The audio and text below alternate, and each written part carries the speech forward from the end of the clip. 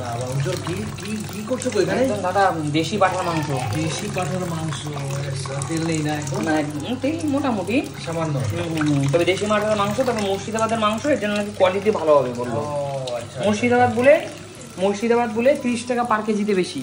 এটা মানে হ্যাঁ দুই প্রকার মাংস ছিল। মুর্শিদাবাদে আমার জানা ছিল মুর্শিদাবাদের মাংস কি ভালো হয়? হ্যাঁ মুর্শিদাবাদের আছে আর সিরাজগঞ্জের মাংস, দু প্রকার মাংস ছিল। একটা 30 টাকা কেজি বেশি, একটা 30 টাকা। এখন আমি জানি না এটা হয়তো ওদের বিজনেস পলিসিও হতে পারে, হতে পারে, হ্যাঁ সত্যিও হতে পারে। এবার আমরা মানুষ কোনটা, তুমি তখন এত টাকার মাংস আনো, তুমি নিশ্চয়ই 30 টাকার জন্য থেমে থাকবে না।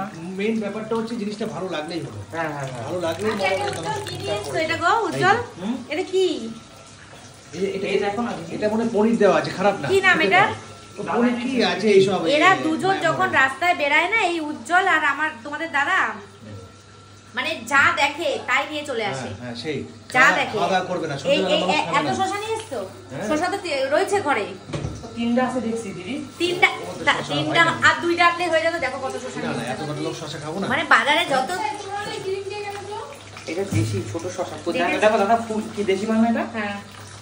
হ্যাঁ দেশি মাল দেখি মনে হচ্ছে করকর করবে আওয়াজ হবে। ভিতরে পনির আছে। পনির আছে বাজারে খাটা বক্স 95 টাকা কেজি। কত? আরে শশা প্রচুর দাম আজকে। হেভি দাম। শশার খুব দাম। হ্যাঁ 1.5 কেজি শশা 140 টাকা। তাহলে 140 টাকা। কিন্তু মালটা দেশি। খাটা বক্স বাজারে তোমরা দিতে পারবে না। তোমরা কি বলে আতঙ্কে মরে যাবে।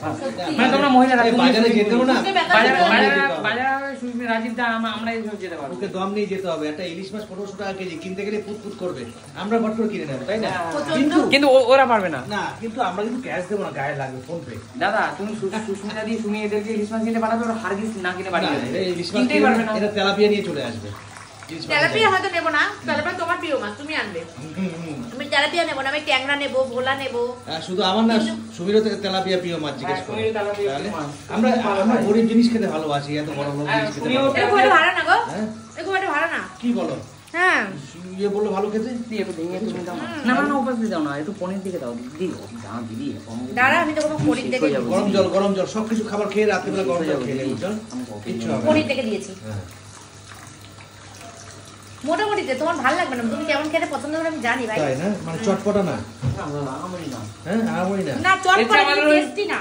মিষ্টিটুকু না কি খেলাম লাস্টে একটা মিষ্টি একটা আইটেম খেয়েছি। উজ্জ্বল বলছিল খারাপ না দাদা, মালটা কিন্তু খারাপ না। না এটা ভালো খেতে। তাতে এটা বিচ্ছি দাদা, এটা ভালো না। না চিকেন তো হচ্ছে খুব ভালো। মটনটা ভালো হবে মনে হচ্ছে। দেখো খারাপ হবে না দাদা, আশা করছি খারাপ হবে না। এটা কি ডিস্টার্ব হয়ে গেছে? কলটা জল পড়ছে না দাদা, বলো না সালাম। মটনটা ভালো করে কষিয়ে রান্না করো। তুমি রান্না করবে এটা? হ্যাঁ দাদা করছি না একদম। এদিকে আলু রেডি হয়ে গেছে, তাই তো? মশলা রেডি করে দিয়েছে? মশলা রেডি। সুস্মিতা দি মশলাটা করো না দিদি। হ্যাঁ এই যে কোথায় আছো তুমি? ও এখানে। এই যে চলো তো আজকে তোমার বার্থডে সেলিব্রেশন হবে নাকি? আমি করছি না, সুমিরা করছে। সুমি সিম্পল লাইফে তোমার বার্থডে সেলিব্রেশন হবে। বাবা কপাল তো চওড়া গো, চওড়া। হ্যাঁ আমি সুমি সিম্পল লাইফের একজন মেম্বার, তার থেকে বড় কথা আমি সুমি সিম্পল লাইফের সবার দিদি। এখন আমি, এটা হচ্ছে বড় কথা, এখন আমি সব দর্শক বন্ধুদের দিদি। কাকু যেমন কাকু, আমি যেমন দিদি। তো সেই সব ক্রিয়েটার, মানে যারা যারা ছোট ছোট, যেমন অনেকের নাম আমি বলছি না, দু তিনজনের নাম, যেমন তপু আজকে আসবে, তারপরে বাবাল, তারপরে বিকি, ওরা সবাই আমাকে দিদি বলে, মানে দিদির মতন রেসপেক্ট দেয়, সম্মান দেয়। উজ্জ্বলের মতন, যেহেতু আমি উজ্জ্বলের দিদি, সুমিত দিদি, সবার দিদি, তো একটা সেলিব্রেট তো হবেই, জানা কথা ছিল। আর উজ্জ্বল আর সুমি যে ধরনের মানুষ, বন্ধুরা তোমাদের তো বলতে হবে না, তোমরা খুব ভালো করেই জানো ওদের বাড়ির প্রত্যেকটা মানুষ কিরকম অমায়িক।